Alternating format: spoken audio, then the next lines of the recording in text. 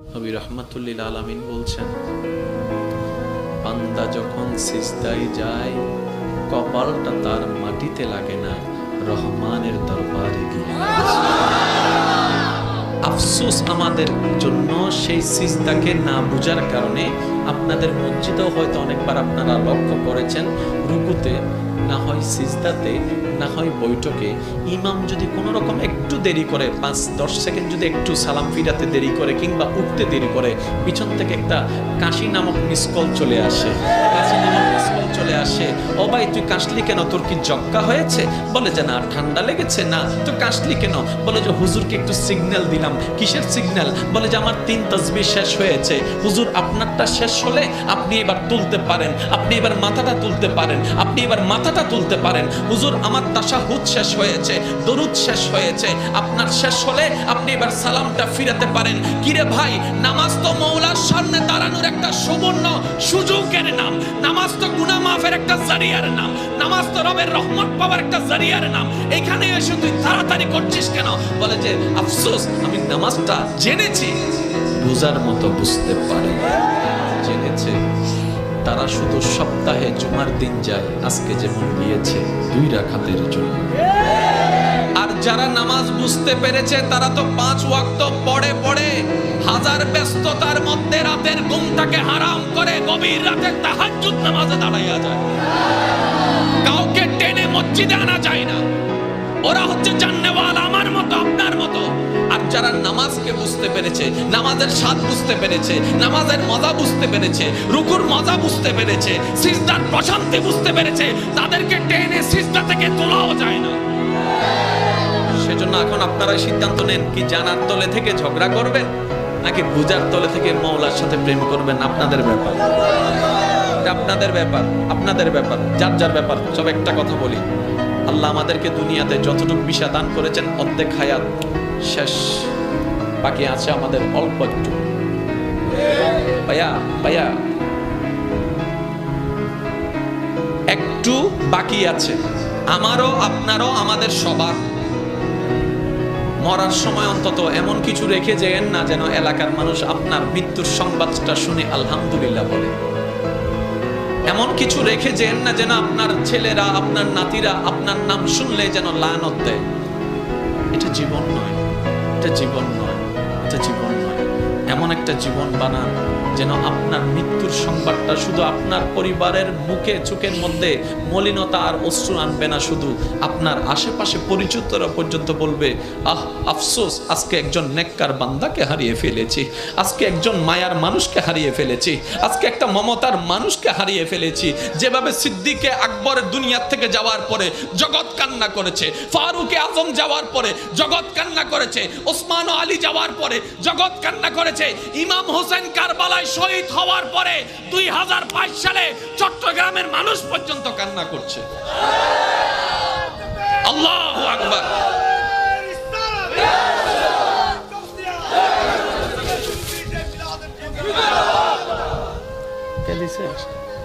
কে দিছে এটা? মাশাআল্লাহ, মাশাআল্লাহ, মাশাআল্লাহ, আলহামদুলিল্লাহ। আমি রাখছি, সবাই বলেন একবার মারহাবা। তাহলে একটার নাম জানা। অনেকে বলবেন, হুজুর এই জানা এবং বুঝা শব্দ নিয়ে এতক্ষণ সময় পার করে দিলে কেমনে হবে? ভাই, জানতে বেশিক্ষণ লাগে না, বুঝতে একটু সময় লাগে। এবার আসেন, জানাটা হয় কোন জায়গায়, বুঝাটা হয় কোন জায়গায়। মনোযোগ, মনোযোগ আছে।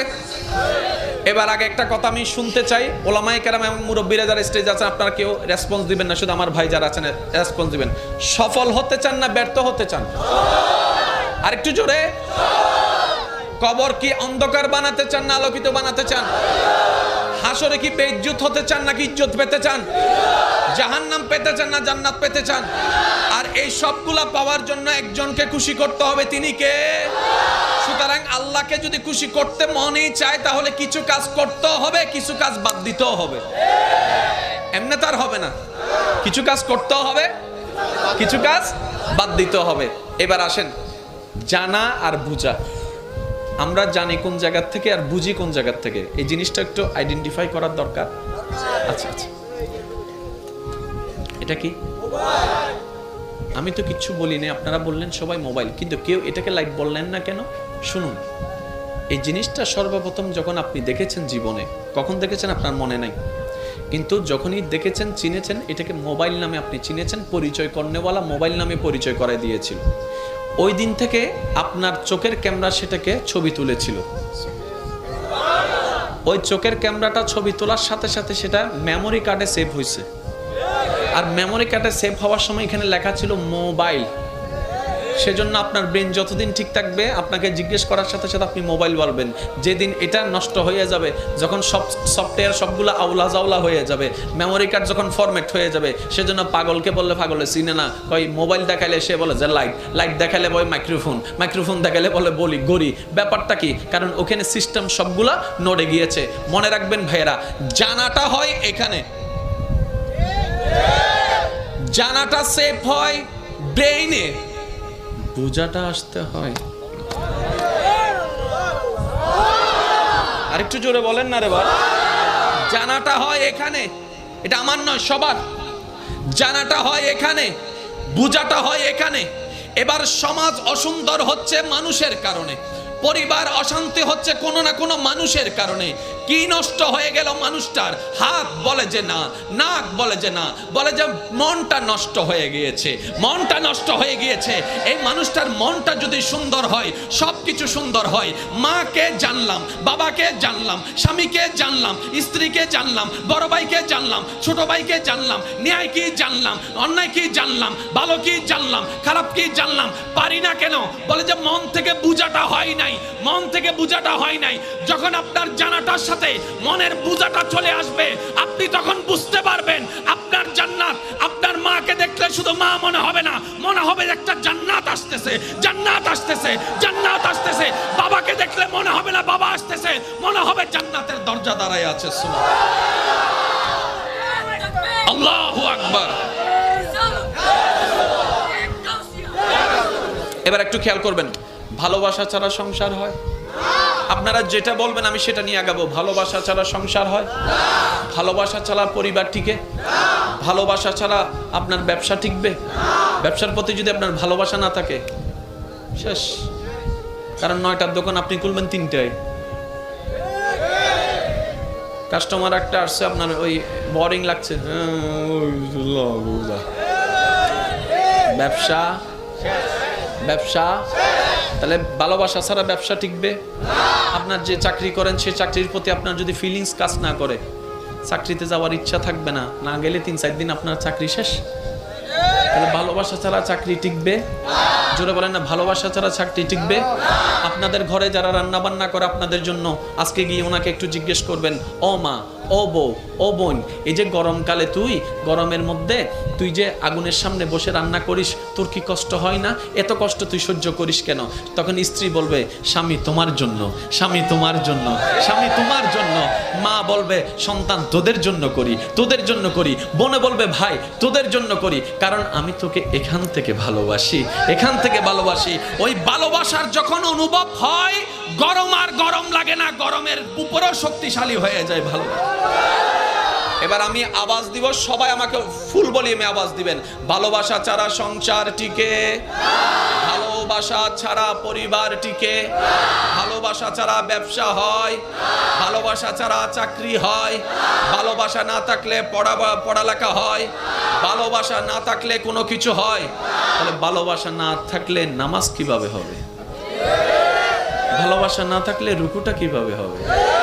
ভালোবাসা না থাকলে সিজদা কিভাবে হবে? তাই তো নবী রাহমাতুল্লিল আলামিন বলছেন,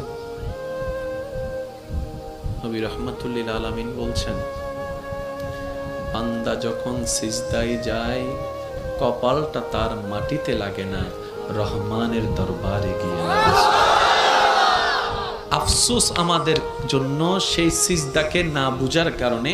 আপনাদের মসজিদেও হয়তো অনেকবার আপনারা লক্ষ্য করেছেন, রুকুতে না হয় সিজদাতে না হয় বৈঠকে ইমাম যদি কোনো রকম একটু দেরি করে 5-10 সেকেন্ড যদি একটু সালাম ফিরাতে দেরি করে কিংবা উঠতে দেরি করে, পিছন থেকে একটা কাশি নামক মিসকল চলে আসে, চলে আসে, ও ভাই তুই কাশলি কেন, তোর কি জক্কা হয়েছে? বলে যে না, ঠান্ডা লেগেছে। না তো কাশলি কেন? বলে যে হুজুরকে একটু সিগন্যাল দিলাম। কিসের সিগন্যাল? বলে যে আমার 3 তাসবিহ শেষ হয়েছে। হুজুর আপনারটা শেষ হলে আপনি এবার তুলতে পারেন, আপনি এবার মাথাটা তুলতে পারেন, আপনি এবার মাথাটা তুলতে পারেন। হুজুর আমার তাশাহুদ শেষ হয়েছে, দরুদ শেষ হয়েছে, আপনার শেষ হলে আপনি এবার সালামটা ফিরাতে পারেন। কিরে ভাই, নামাজ তো মওলার সামনে দাঁড়ানোর একটা সুবর্ণ সুযোগের নাম, নামাজ তো গুনাহ মাফের একটা জারিয়ার নাম, নামাজ তো রবের রহমত পাওয়ার একটা জারিয়ার নাম। এখানে এসে তুই তাড়াতাড়ি করছিস কেন? বলে যে আফসোস, আমি নামাজটা জেনেছি, বুঝার মতো বুঝতে পারি। যদি ভালোবাসা থাকতো সে আর কাশি দিতে পারতো না। সে বলতো যদি সিজদায় এতটু আরেকটু থাকতে পারি। এক পর্যায়ে সে বলতে বাধ্য হবে, মওলা মরণ তো একদিন না একদিন হবে, আমার মরণটা না হয় এমন অবস্থায় দিও যেন আমার কপালটা তোমার দরবারে সিজদা অবস্থায় থাকে। মওলা আমার কপালটা তোমার দরবারে সিজদা অবস্থায় থাকে। আমার জবান থেকে বের হবে সুবহান রাব্বিয়াল আলা, সুবহান রাব্বিয়াল আলা, সুবহান রাব্বিয়াল আলা। আমি বান্দা তোমার প্রশংসা করতে থাকবো, ওই মুহূর্তে যেন আমার জানটা তোমার দরবারে চলে যায়। ভালোবাসা ছাড়া কিচ্ছু হবে না। এবার আপনি মানেন না মানেন,